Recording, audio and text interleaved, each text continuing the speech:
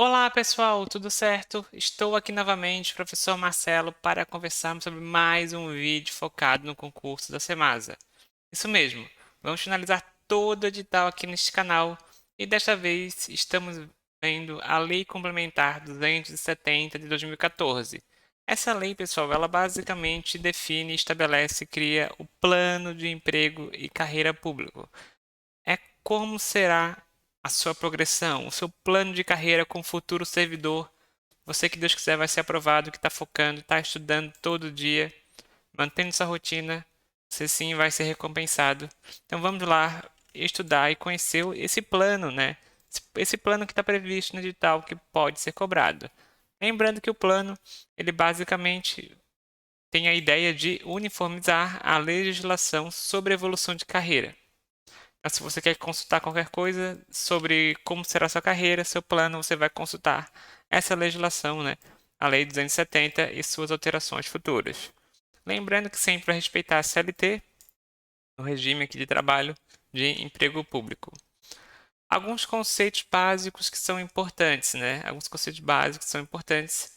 Quadro permanente pessoal, que é o conjunto de classe de empregos públicos. Então, normalmente todo ente público tem seu quadro permanente, né? Seus funcionários padrões, né? Seus funcionários aprovados em concurso público. Temos o emprego público. O que é o emprego público? Conjunto de atribuições, deveres e responsabilidades cometido ao empregado público criado por lei com denominação própria, número certo e salário pago pela autarquia. Então, é uma autarquia, você vai ser contratado aí como o empregado público, vai ser aí aprovado aí via concurso, né? Vejam que o próximo conceito é o empregado público, que é a pessoa que ocupa um cargo, o emprego público. Emprego público, né? Espécie de conceito genérico do servidor público por acesso privativo via concurso. Então você vai trabalhar nessa autarquia e vai ser um empregado público. E aí nós temos também cargos em comissão. Esses são aqueles cargos políticos, né? De livre nomeação e exoneração destinado apenas às funções de direção, chefia e assessoramento. Então vai ter um chefe de setor que provavelmente vai ser um cargo em comissão. E tem várias situações que um servidor efetivo, né, ou um servidor aí efetivo que assume também um cargo em comissão. Mas é claro, né, que tem toda a questão política também envolvida e a questão de gestão. Temos as classes de empregos públicos. O que são essas classes? O agrupamento de emprego da mesma natureza funcional e grau de responsabilidade, mesmo padrão inicial salarial, mesma denominação e substancialmente idênticos, né? E o que vocês querem saber no vídeo de hoje é a carreira. Como funciona o desenvolvimento funcional por meio horizontal ou por meio vertical. E os cargos também são divididos em grupos ocupacionais, tá? Conforme a natureza e o grau de conhecimento exigido. E aí nós temos três grupos funcionais, né? Primeiro, o grupo ocupacional especialista, GE. Então, o grupo especialista são os empregos públicos cuja tarefa seja destinada ao ensino superior completo, tá? Então, os cargos do grupo ocupacional especialista, lembrem que são os cargos de nível superior completo, por exemplo, contador. Grupo ocupacional técnico são os cargos de nível técnico, então técnico. E grupo ocupacional funcional é o nível médio, né? Como por exemplo auxiliar administrativo ali, né? Auxiliar administrativo faz parte do grupo ocupacional funcional, GF. Então GE, superior completo, GT, né? Grupo técnico, e GF, funcional, nível médio. Bom, o que eles podem fazer? Uma questãozinha, talvez. Quais são as políticas norteadoras desse plano? Então, olha só, a política que normeia esse plano, fundada nos princípios da flexibilidade e maximização da realização do potencial individual do empregado público. Quais são os objetivos, então, dessa política norteadora? Então, vamos lá. Efetivar a valorização. Então, efetivar a valorização do empregado público pelo reconhecimento dos seus esforços individuais. É por isso, né? Porque imagina um servidor que trabalha num local que não tem plano de carreira. Ele não vai ganhar nada se ele fizer um curso, né? É claro que tem vários servidores que gostam de fazer curso. Eu particularmente gosto, né? Mas tem servidor que precisa de um empurrãozinho. Ah, se tu fizer um curso, se tu fizer uma pós-graduação, tu vai ganhar 3%. Então, sempre agrega, né? Sempre agrega e contribui com o desenvolvimento profissional. Também contribui com a questão própria do indivíduo, ele trabalha mais feliz, eu acho também isso. E também contribui com a atividade ali do serviço público, né? Então, a ideia do plano, um dos objetivos deles é valorizar, né, o reconhecimento do esforço individual para o crescimento profissional, proporcionar aos empregados públicos pleno conhecimento das oportunidades de acesso na carreira. Isso mesmo, você já vai entrar sabendo, né, que você tem um plano de carreira. Estabelecer um clima participativo e de confiança mútua entre o SEMASA e o empregado público sobre a perspectiva de desenvolvimento profissional. Então lembre, né? Clima participativo, palavra-chave, de confiança mútua. Aqui, valorização do empregado, valorização aí, crescimento do crescimento profissional. Quarto, motivar e encorajar o empregado público na exploração da sua capacidade. Então, motivar e encorajar o empregado para ele aprimorar seu conhecimento, para ele se desenvolver. E o quinto, criar condições para o desenvolvimento e manutenção dos talentos, né? Então não é só desenvolver alguém, é também reter essa pessoa. Então criar condições de desenvolver e manter talentos. Bom, esses são os 5 objetivos da política norteadora do plano. Bom, em relação à classe, nós temos alguns fatores, tá? Então as classes, elas são divididas e analisadas conforme alguns fatores, e esses fatores também vão afetar a questão salarial, né? Então, por exemplo, instrução é um ponto que separa as classes, iniciativa barra complexidade, supervisão recebida, esforço mental e visual, impacto dos erros, responsabilidade por contatos, responsabilidade por patrimônio, responsabilidade por supervisão exercida, ambiente de trabalho e risco e segurança. Esses 10 aspectos são levados em consideração aí na classificação da classe e também no padrão salarial. Lembrando que ainda o plano destaca os valores dos padrões salariais de cada classe serão fixados observando-se a ordem crescente da pontuação final dos fatores de avaliação de empregos públicos e a realidade mercadológica. Então, por exemplo, um cargo que tenha um impacto do erro gigantesco, por exemplo, um cargo de médico, né? Se ele errar, o impacto é grande. Um advogado, dentre outras situações, né? Agora, por exemplo, vamos ver aqui a responsabilidade que um funcionário exerce, que comanda várias outras pessoas. A pessoa que é responsável por boa parte aí do patrimônio. Então, quanto mais responsabilidades e também os cargos de maior nível de instrução, maior complexidade, é claro que o salário vai ser maior. Então, o plano diz, né, vai ser analisado esses 10 critérios para a definição do salário. Então, você nunca vai ver, por exemplo, em nenhuma prefeitura, né, um, um cargo de nível médio ter um salário maior que o de nível superior, né? Não é muito comum, pela questão de estudo, pela questão de responsabilidade, né? Então, normalmente os níveis superiores têm responsabilidade. Tu assina, né? Tu coloca o teu nome lá, né?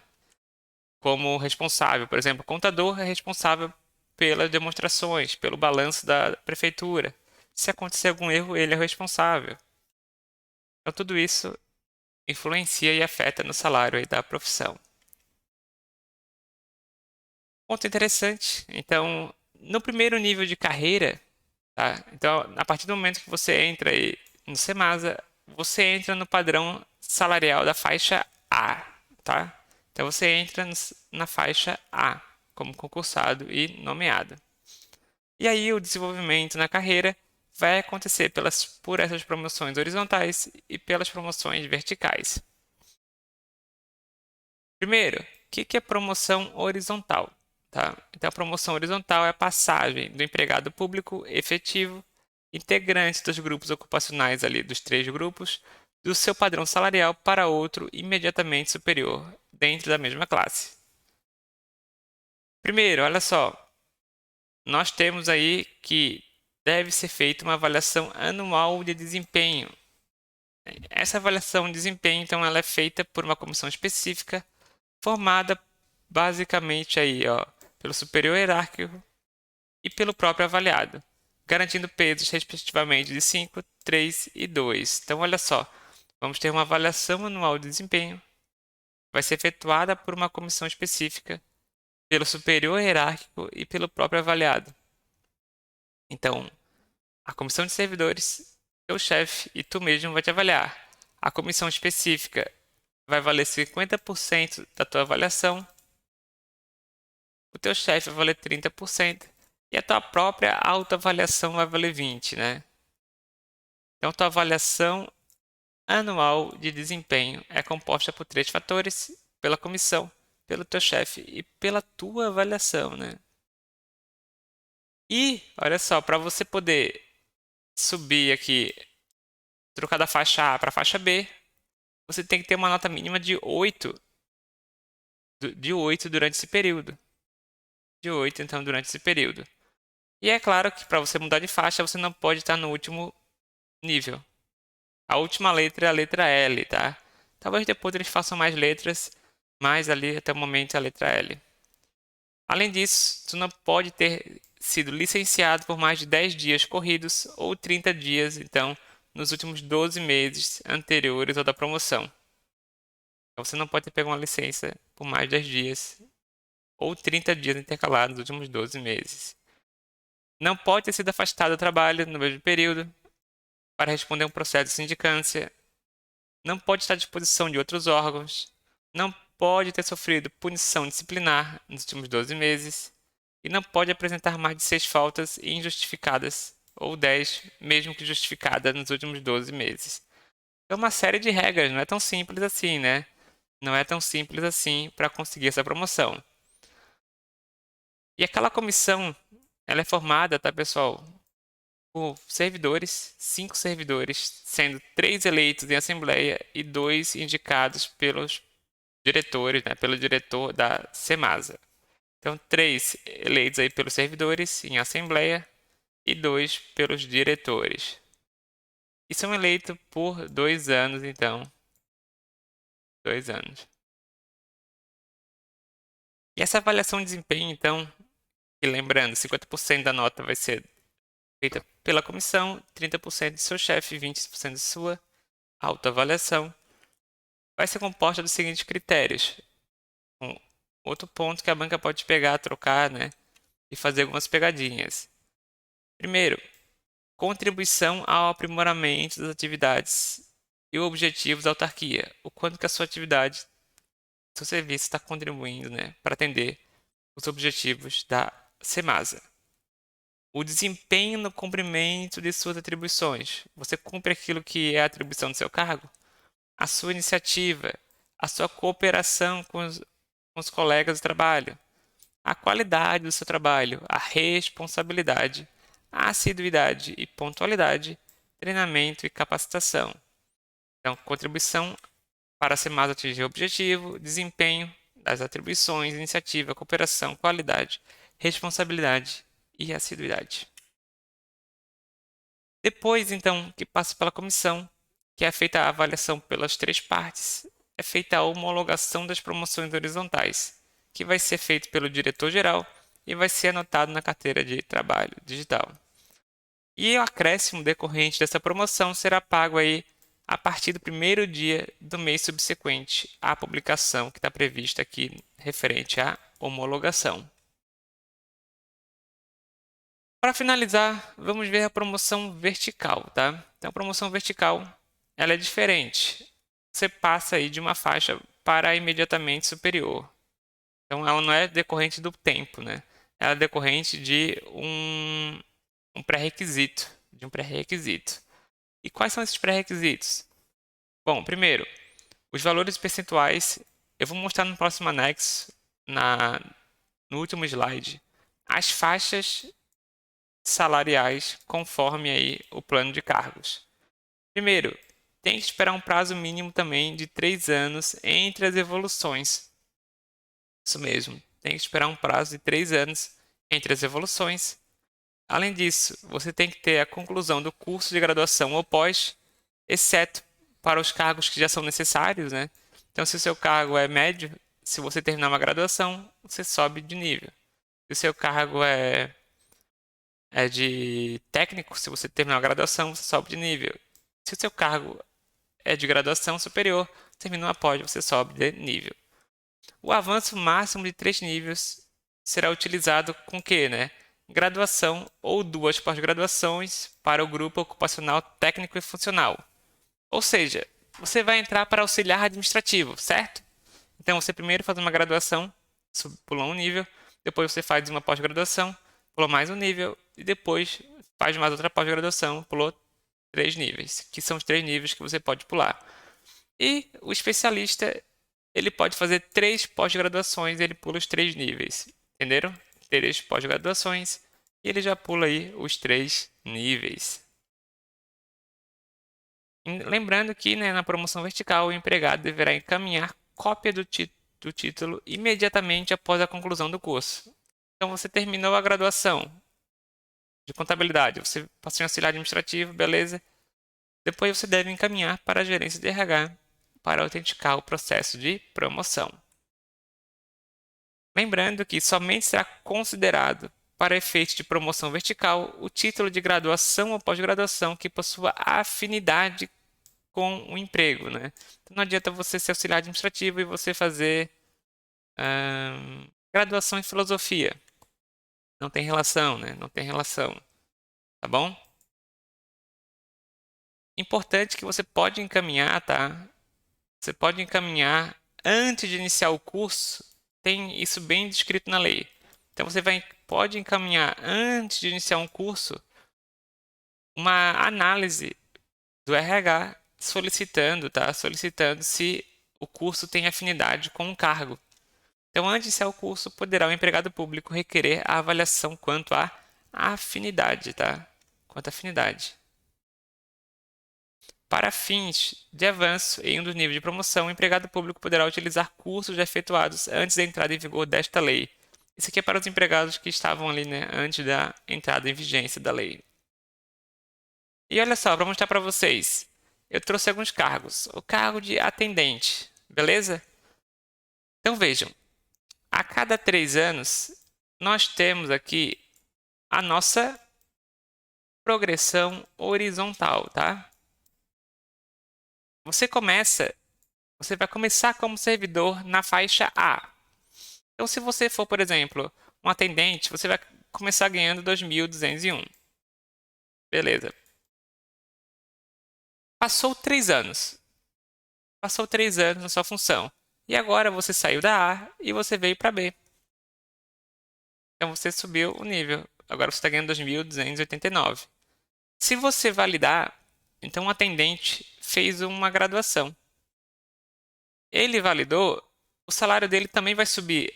Além de forma horizontal, que é daqui para cá, ó, ele vai subir para cá. Agora ele é a faixa 2, tá, pessoal? Ele é a faixa 2, ó. Ele está nessa segunda faixa. Então, 2.427 o salário dele, né? 2.427. E 19. Então, vejam, a cada 3 anos, então você sobe aqui os 4%. E de uma faixa para outra, você sobe aí os 6%, tá bom? Então, essas são as divisões, essas são as faixas salariais, né? Então, você pode aumentar por tempo de serviço, a horizontal, ou a vertical através dos cursos, né? Nível médio técnico, uma graduação e 2 pós. Se você é um cargo nível superior, são 3 pós-graduação para chegar no último nível, beleza? Tudo certo? Entenderam? Então, no próximo vídeo, vamos trabalhar na sequência, tá? Com o plano de carreiras e cargos dos comissionados, que também está previsto no edital, beleza? Que é a próxima legislação. E depois vamos terminar com o decreto e finalizar todo o conteúdo inicial da primeira parte para você, até antes da nossa semana final. E na reta final faremos várias revisões focadas aí no concurso. Um forte abraço e até a próxima!